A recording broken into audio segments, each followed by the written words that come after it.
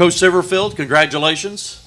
Proud that you are the champions of the 2023 AutoZone Liberty Bowl. Obviously a different path to this game, but not only are you champions of this game, but a 10-win season, so congratulations on that. Absolutely. Congratulations to your players, and we'll have some hardware to pass out, more than what you received out on the field for you guys. But with that, Coach, if you'll have an opening comment, then we'll pass the mic for questions. Absolutely. Just want to say, just so proud of the young men in the locker room. I think we talk about as the season went on and what our ultimate goals and hopes were, but quite proud of a 10-win season to go down in program history, 108 years of Memphis football, to be the 5th team ever to win 10 games. An absolute honor and privilege to coach this wonderful group of young men. It's been a great season. The guys have gone through so many trials and tribulations and continue to persevere, and just couldn't be more proud and honored to be amongst these great guys. And it's a team I absolutely love that plays for each other. In this day and age in college football, it's a joy to go to work every single day because of the guys in the locker room. Credit to our coaching staff and the rest of the staff members that have done a phenomenal job all season, continuing to pull us all together. It's just an exciting time. And let me give thanks to our great fans. They showed up tonight, regardless of this afternoon of the weather. They bared it out, and that you could hear them, and they did a phenomenal job. So we're grateful for all of our Tiger fans that were there tonight and continue to support us throughout the year. We have a very, very bright future here in the 901 and couldn't be more excited moving forward. But again, congratulations to our team and our players, and just an honor and privilege. All right, thank you, Ryan. Questions? First of all, is that the coldest Gatorade bath you've ever gotten? It is, and if you guys can see this beautiful gash here on the top of my head, it was actually, I don't know if they did it on purpose, but that first Gatorade was from the front, and that those big barrels went right into the forehead, and so I got a battle scar wound. I'm glad it happened at the end of the game. That's fine. If it happened in the first quarter, I'd probably be laid out somewhere on the sideline, but yeah, a cold Gatorade bath, but man, that's fine. I'll take it, and man, I'm glad. My feet are a little cold right now. I had to change shirts, but we'll take those every day of the week. On a more serious note, you said yesterday, Big 12 opponent, most people are going to label them as bigger, faster, stronger than you guys. You guys are 10.5-point underdogs, and you just thoroughly outplayed them for 4 quarters. What kind of statement do you feel like you guys made today? Well, I think that's huge. I think, again, it always starts with the players and the way they came out. Our players expected to win the football game. They prepared hard. Since we knew who our opponent was, we cranked it up and revved it up, and our guys had full confidence in themselves. And that was one of the things we talked about going into this game, playing with great confidence. And you look at a game like that where what occurred in the game, right? 0 turnovers, 0 penalties.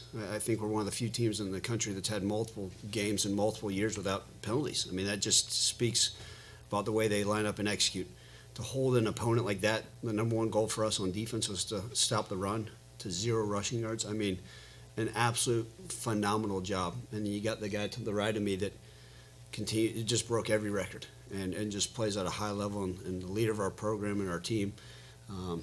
A young man that we believed in a few years ago and has just done a tremendous job of putting our program on the map and continue to do it the right way. And the guy to the left of me, every single day we have the opportunity. But that's a statement. The entire country got to watch on ESPN the AutoZone Liberty Bowl, played in front of a great crowd, and our guys go out there and more than anything play really, really hard.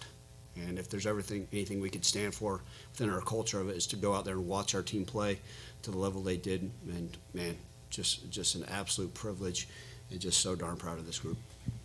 It's for either of the players. Coach, you said yesterday, I quote, "Our guys are pretty damn motivated." Talk about Seth or Chandler. Where did that come from? Like what was kind of that drive today? Just coming in, we were 10.5 point under ours. We don't even look at any of that stuff, but we had a chip on our shoulder, and like Coach Hankins, he did a great job coaching us on defense, and we were very intentional in practice the whole time, and we were just being very pinpointed, and just everybody wanted to win, and we expected to win, so, and we just did our thing, Yeah, I mean, I can add to that. I think our defense, they practiced really well against us during the whole entire bowl prep, and it definitely shows up on the tape and on the stat sheet. 0 rushing yards is a feat at in any game, but especially in a bowl game. against a good opponent, a good Big 12 opponent. So, I mean, just kudos to our defense. And, you know, the coaching staff just preach, you know, the opportunity to have a 10-win season. They just said that over and over and over again, you know, to be a top 5 team in Memphis Tiger football history. So that's kind of what we were playing for. And, you know, obviously everyone has their personal goals and, you know, what they're trying to achieve in order to help the team be more successful. But, you know, there's definitely a lot to play for in this game. And, you know, all of our guys knew that. You know, that was huge for our program and a huge momentum builder, you know, going into the offseason, recruiting, you know, next year, just everything in general. So it was a good win for our guys, and, you know, we executed well offensively and defensively. Ryan, this is your 4th season as head coach, your most successful one. When you look at this year and the past 3 years, in your mind, what do you think the staple was in you building the foundation to create today? In our pregame meal, I actually, for the first time, I bought in a prop. And the prop I bought in was a T-shirt that every single person on our team was given this summer. And on the back of that T-shirt, the word "finish" was written there. And you guys have heard me talk about it. This season was so unique and different because we find ways to win games. You know, and maybe in the past we hadn't. And we found ways to finish. And we talked about finishing with a 10th win. We talked about finishing games all throughout the season. And, you know, this day and age, college football's changed so much, but it's about building a program and still doing it the right way. I still believe in this day and age, with everything that occurs, you got to pour into the guys. And you guys have heard me say this before. My number one job is to serve these young men, and I freaking love them. And that's not going to change regardless of how the rules of college football change, how all the different things go. And reality, it's these guys, right? I'm just the guy that stands up there and just makes sure the schedule's right and tries to give them a little bit of inspiration every now and then. But, man, it's I lay my head down at night very, very, you know, comfortably because I know I got these guys to my side and the players in the locker room. And so I think that was the difference going into this, a more mature team that found ways to finish. And you guys can see it. I mean, everybody that watched us play game in and game out, regardless of what the outcome was, said, wow, y'all play hard. And I think tonight is a great way to put a ribbon on top of a fantastic season, a 10-win season. And with all that being said, we didn't even achieve our ultimate goal. And, man, I tell you what, the guys are coming back. We're so darn excited about what the future holds for us. But we're going to enjoy this. We're going to celebrate it because rightfully so, they all deserve to. Ryan, obviously an impressive defensive performance today. Can you just talk about Coach Hankins, what he did? Obviously a short period of time, but it seemed like he had an impact. Yeah, I mean, you talk about trying to implement, it was a new defensive scheme for the most part that the defense ran out there. And that's really hard to do in a spring, much less in a reality we had 9 practices. 9 true practices. Yeah, they'll tell me. They probably told me we had 30 practices, but we didn't. And the guys bought into it, like Chandler just said, you know, hey, what do we need to go and how can we execute with a lot of confidence? And, you know, we let the players play free. And, you know, credit to Coach Hankins and the rest of the defensive staff for getting those guys. But the players bought in from the very get-go. I mean, they were willing to practice. They were willing to do things. And this group of young men is an unselfish group. And I think that's what allowed us to go out there and do a little bit different things on defense and then go out there and have ultimately probably obviously the best rushing performance, I would assume, in the bowl season. We'll see. But, man, just couldn't be more pleased with what they did and what Coach Hankins and the rest of the defense did. And then for Seth to become the all-time leading passer in Memphis football history, what does that mean to you? Yeah, I mean, it means a lot, but obviously the goal is to win the game, and, you know, that kind of came as an add-on, you know, an additional accolade. So, you know, obviously it's a really cool, you know, record to have, but, you know, it's impossible without, you know, all the teammates and all the people that have helped me. You know, you look at our team today and, you know, we had 2 backup offensive linemen who stepped up in a big way for us after 2 of our starters entered the portal. So they played a heck of a game. You know, I wasn't sacked at all.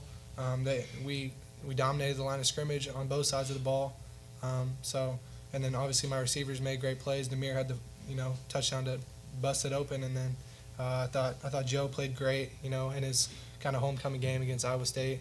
Obviously Rock is who he is, and we're returning most of our guys on offense. So, you know, it's a cool individual stat. I know I didn't really answer your question, but we played well today, and so I'm proud of our guys for getting this win. Seth, to go over the top like that early, what did that do for you guys later on? And Ryan, why was it important to come out firing like you guys did? Was that to make a statement, or was that just to loosen things up, or what? I can start. I mean, going into the game, Iowa State was like a 30th ranked defense in the country. They were missing two of their guys, their starters in the secondary. Number 2 was like an All-American guy, and then number 7 like hurt his forearm, fractured his forearm or something. But I wish they would have played personally, just to make it harder, I guess, and just to have more of a challenge. But Coach Cramsey and our staff did a great job, analyzing the film and trying to attack their weak points. Like I said, they're a top 30 defense in the country statistically. So our offense wanted to go out there and prove ourselves. I definitely took it personal, seeing that we're a 10.5 point dog in this game. I took it personal. So our guys played great, our receivers played great, and Coach Ramsey had some great play calls that let us get over top. We had Kobe Drake later in the game on a little crosser when they took rock. So we executed well, and then our offensive line played well. So. Yeah, I think, alluding to that question is, we talked about it, right? Obviously, they kicked off to us and they deferred. And we talked about it even leading up to this game, playing with an edge. And obviously, clearly, right, it's always easy to talk about playing with an edge on defense, but then be able to go and take those shots. Seth gave exactly what the defense gave him and, took advantage of that stuff and made some beautiful throws. And obviously, we talked about the amount of weapons that were used throughout the game. And I think that's one of the things that's been so great about this offense is being able to find those guys that have been out there and go out being successful. So took advantage of exactly what was given and played with an edge in all 3 phases. And obviously it resulted in a heck of a win for the Tigers. Hey, Seth, since you don't have to look forward, you can look back. It seems like you had more fun this year than you've ever had as a player, even throughout this game. I think you needed CPR during the game to be revived. Talk about how much fun you've had this year in playing with this group. Yeah, we had a great group, just a great locker room. We had great chemistry, defensively, offensively. The guys we brought in from the portal, Chandler, everyone we brought in, they not only matched, the talent level and helped our team be better, but also just, from a locker room standpoint, I feel like that was really important. And that wasn't really on purpose, to be honest. I was trying to get the ball to the ref, really fast, and then I tripped and fell. And then Jonah started doing that because I don't know why. So, but that was cool, to score on that rushing touchdown. But yeah, it's definitely fun when you're winning games and winning games with your brothers. So I'm just happy for our guys and our seniors to go out with a win. It's Blake Watson, Jacob Likes' last game, Joe Skates, Terrence McClain helped us throughout the course of the season. So, there's a lot of guys who contributed to this win, and I'm glad that we could send the seniors out in the right way. Coach Silverfield, kind of piggybacking off of what Henigan just said there, when you look back at this senior class that's outgoing, what will you remember about the guys that are playing their final game here tonight? Yeah, there's some of those we've talked about in the past, like the relationships that you get to build. I've known Jalen Allen and Jacob Likes now almost 7 years. You talk about being in their home and part of that recruiting process, and they've seen me grow and I've seen them grow, and that's been a lot of fun. And those are the relationships that you're like, man, you'll remember the rest of your life. And and as you build those, you can never take it away. In this day and age in college football, it's a different deal. And so you talk about those relationships, and then those guys that are here, and the names that Seth just mentioned, and the other guys that have continued to play, the Jeff Cantons, who was able to come here and do a great job with his career, and all those guys. I just think about Simeon Blair, who came here and made a difference. So. For this senior class, it's bought in, and Seth mentioned it about the guys in the locker room. That's the culture, and everybody's involved in that, whether you're a 17-year-old freshman or a 23-year-old senior. And for those seniors, it's a great way to end on a bang, and couldn't be more thrilled. Obviously, their leadership and maturity helped us out throughout the year, and obviously it ended in a great note. Where's this rank among the best victories of your career? Yeah, look, you're always going to appreciate the most recent ones. There's been some good ones that have occurred, but I'd say in my collegiate coaching career, my entire coaching career, this is the absolute very best. I don't take for granted what it means to win 10 games, and then more than anything, to win the Liberty Bowl in the Memphis community.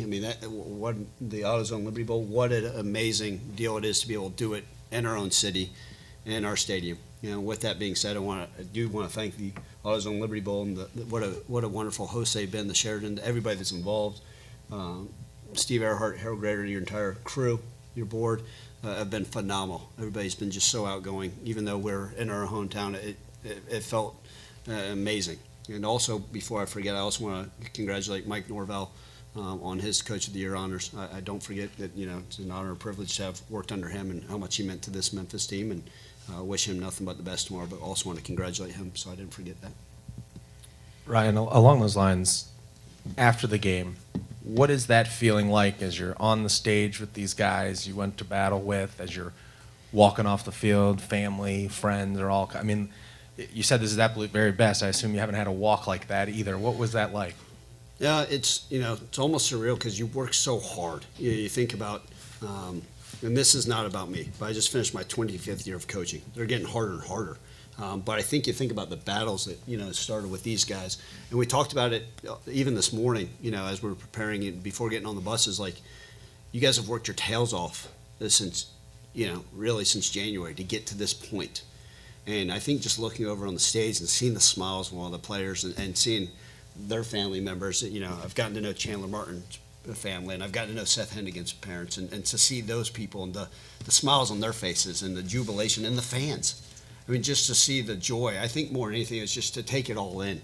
I'll probably exhale here in a couple hours, but man, it's just so much fun to see the joy, because these are the guys that put in all the work constantly, and the team, and there's guys probably still dancing in the locker room. I hope I get back and dance with them a little bit. But man, it's awesome. And again, it's because we got such great fan support, such great team. We got great family, and Seth used the word. It truly is a brotherhood.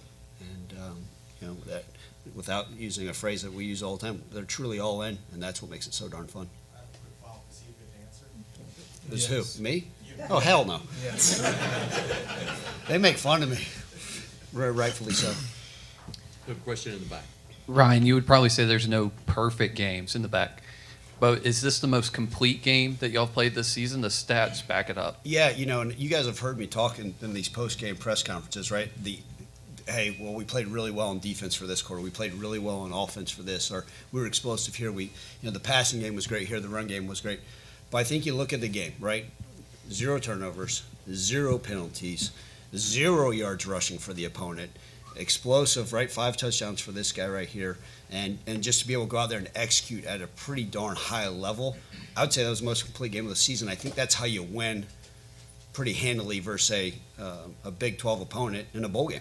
And I think, maybe we could have scored one more at the end just to kind of say hello. But, I thought it was the most complete game we played all season. And we always say that you got to play your best football as you get closer and closer to the end of it. And certainly the guys showed up. And, again, I talked about the focus level of 18 to 23-year-olds constantly being there, and their concentration, their focus, their mindset, their approach, even their preparation was there, and that led to the way we were being able to play about as close to a complete game as we've been able to do.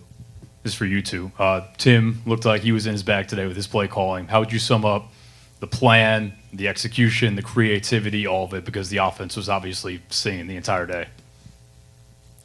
Oh, it's for me. Coach Cramsey, he spends a lot of time away from his family trying to, put us in the best position that we can to be successful as an offense. And, he's a great offensive mind and a great person. And those two things kind of go hand in hand. And he says that about players too. Great people make great players. And he put together a great plan for us. And he's done a great job the entire year. And we have the playmakers and the athletes to make a good offensive coordinator too. So it kind of goes hand in hand, to be honest. We had Blake Watson at running back and Rock Taylor at receiver. So when you have weapons like that and an offensive coordinator like Tim Cramsey who just pours into us and, makes us, not only better players but better people, the sky's the limit, and we played really well tonight. Yeah, Tim did a phenomenal job. And I think part of it is the relationship he has with the players, and it starts with the quarterback. Tim and Seth have a phenomenal relationship. I think part of it, as you go into the offseason, you always wonder, and part of our conversations with, Seth deciding to come back was that Coach Cramsey has also turned down multiple other opportunities to stay here at Memphis because he believes in what we're doing. Not to lose sight of what may happen in 2026 or 2027, but we got a lot of bright eyes and expectations for 2024, and the players are the ones that make the plays. We know we got a lot of weapons, but Tim did a phenomenal job, and I think it starts with his relationship with the quarterback. And then, we're going to continue to add weapons to make this thing continue to hum. Last question to Frank. Ryan, you've mentioned in the past that you're always striving to be a better coach every day. As you continue to try to push this program forward, in your mind, what do you feel like you've learned about yourself from the first day you walked in to now? Well, the job has certainly changed. I think anybody that follows college football knows this is not the same job it was when my first game was versus Penn State in the Cotton Bowl. It's not. It's a completely different job, and I've had to grow, and I'm not done. If I'm not better tomorrow than I was today, then shame on me. I've got to be. I'm as hard as myself. I've got to be much better for this team next year. And I promise these guys when they come back, January 15th, I think they got some time. They know exactly how many days they got. I've got to be better than I've ever been. And I've got to continue to serve them in a higher level. I've got to commit more of myself to them. But I've learned this. It still comes down to relationships. And I'm going to do everything I can to put them in the best positions to be successful. I live my life every day just to make sure this program is beaten to the right standard. And we have a standard of excellence in everything we do. And I've got to continue to push myself to make sure I'm doing that. Because guess what? This year I've got to be a lot better. And I promise you guys coming back, and I promise these players, I'll continue to make sure that I'm upholding the standard for what we want this thing to look like. But continue to learn, and we can go back and there's 1,000 things, self-scout X's and O's. I'll say, man, I wish I could have done this. I could have helped out here. But then when it ultimately comes back is, man, how can I continue to give more of myself to these guys so we can go out and be successful? And hopefully this time next year I'm not putting grandiose expectations. But man, I think we know we got to go swing at this championship thing and see what else is out there for us as a program.